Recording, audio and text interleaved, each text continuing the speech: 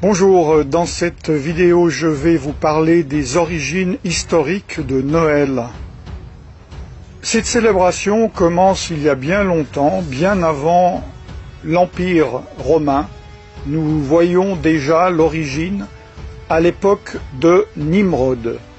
Nimrod, le constructeur de la tour de Babel, et à cette époque, le 25 décembre, c'est l'anniversaire de Tammuz, fils de Nimrod, considéré comme le premier antichrist.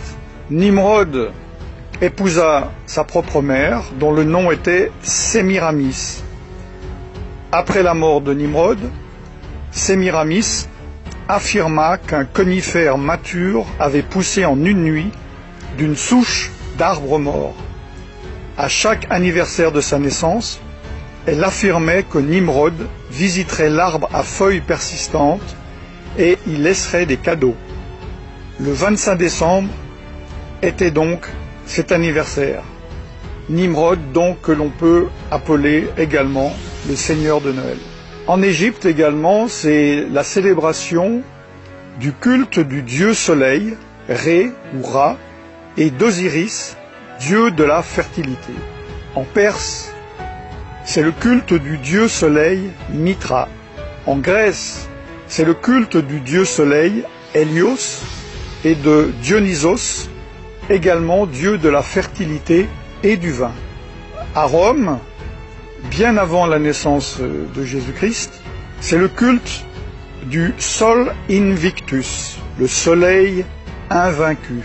Dans d'autres cultures païennes, le 25 décembre, qui correspond au solstice d'hiver, célèbre la naissance de dieux païens comme Attis, Bacchus, Dionysos, Hélios, Horus, Mithras, Nimrod, Perséus, Sol Invictus, Tammuz. Et finalement, cette nouvelle idole, ce nouveau dieu récupéré par l'Empire romain, Jésus, qui fut rajouté et assimilé à ces cultes païens. L'Empire romain, culture païenne par excellence, avec sa religion panthéiste, l'adoration de nombreux dieux, célébrait les Saturnales.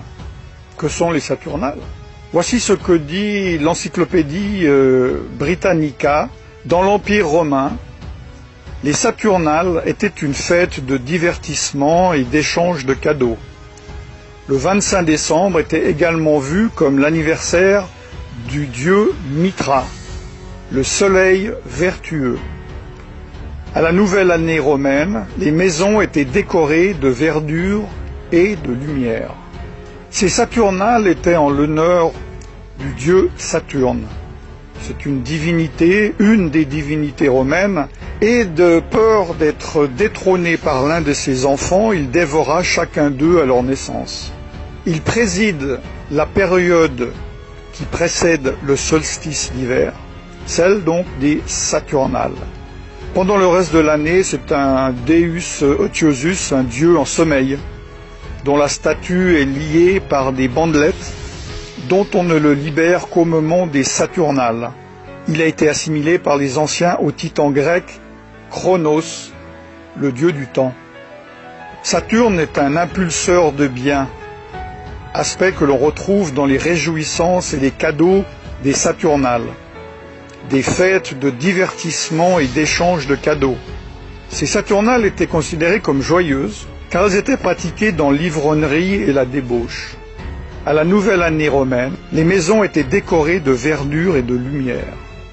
La nouvelle religion romaine, fraîchement créée par l'empereur romain Constantin, a mélangé les pratiques et les croyances de la Bible avec celles occultes de son empire, et il a adopté et adapté cette fête païenne. Cela s'appelle le syncrétisme. On m'a demandé des faits. Ce que je viens vous dire sont des faits. Voici d'autres faits. Noël, par exemple, a été illégal aux États-Unis d'Amérique jusqu'au XIXe siècle, étant considéré comme elle est, c'est-à-dire une ancienne fête païenne.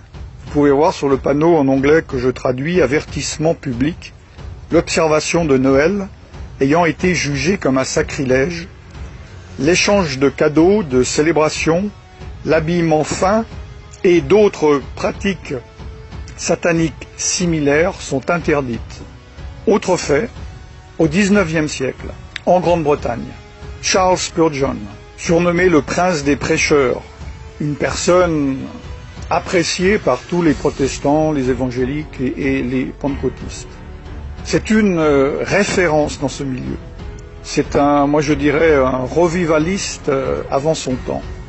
Il écrit « Ceux qui suivent la coutume de célébrer Noël ne suivent pas la Bible, mais des cérémonies païennes. » Autre fait, tous les historiens et les érudits de la Bible s'accordent à dire que Jésus n'a pas pu naître en décembre. Il faisait trop froid en hiver, pour différentes raisons que j'ai déjà données dans d'autres vidéos. Plusieurs supposent qu'il soit né au début d'automne. Là, c'est la fin de l'année des récoltes, pendant la fête ordonnée par Dieu dans la Bible, nommée Sukkot, ou fête des tabernacles. La Bible est claire. Elle interdit la participation au culte païen, même si ceux-ci sont maquillés et décorés. Jérémie 10, 2 dit « N'apprenez point les façons de faire des païens. » Jésus lui-même a dit « Vous ignorez la loi de Dieu et observez la tradition des hommes. » Dans Marc chapitre 7, verset 8. Évidemment, un de mes versets favoris, « Mon peuple périt, faute de connaissance. » Osée chapitre 4, verset 6. Concernant certains aspects de Noël, prenons les décorations de Noël. Les décorations de Noël sont-ils dénuées de toute signification? Lesquels de ces symboles, à votre avis, sont païens? En fait, ils le sont tous. Par exemple, le hou est utilisé dans les rituels païens pour la fertilité. La décoration d'arbres est une tradition païenne de Babylone, puis de Rome, de l'Empire romain. Les cadeaux et les offrandes sont une tradition babylonienne. Le sapin est le symbole païen de la fertilité. Même les bûches de Noël, est une coutume païenne de sacrifice sur le bûcher.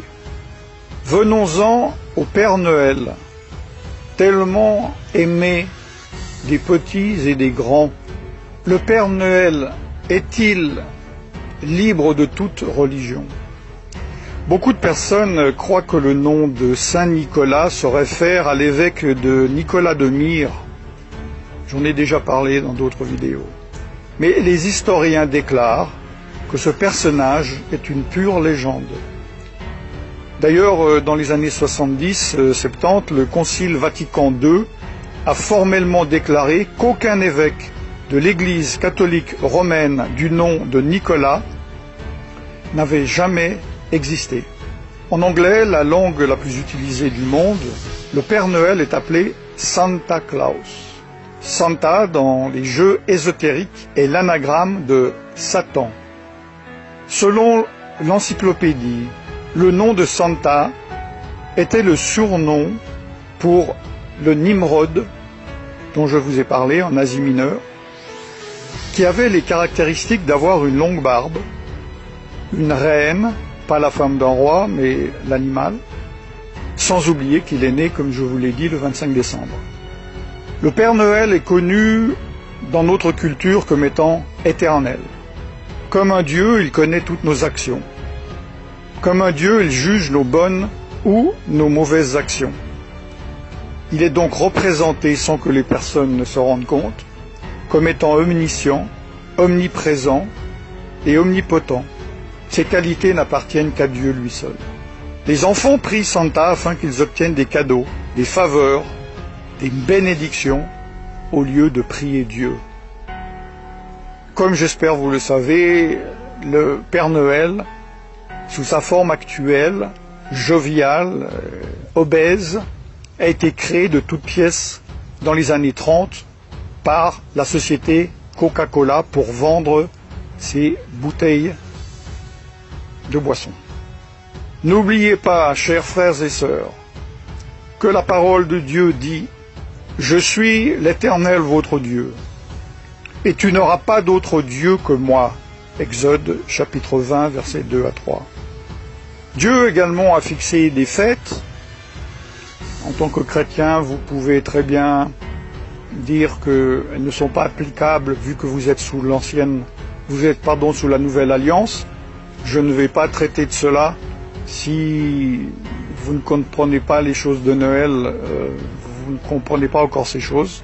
Mais Dieu, dans Lévitique, tout le chapitre 23, a parlé de ces fêtes, les temps que lui-même a fixés, son calendrier, le calendrier du Dieu dont vous dites être son enfant. Pourquoi vous rassemblez-vous dans le calendrier que Satan a fixé, au lieu de vous rassembler dans le calendrier que Dieu a fixé?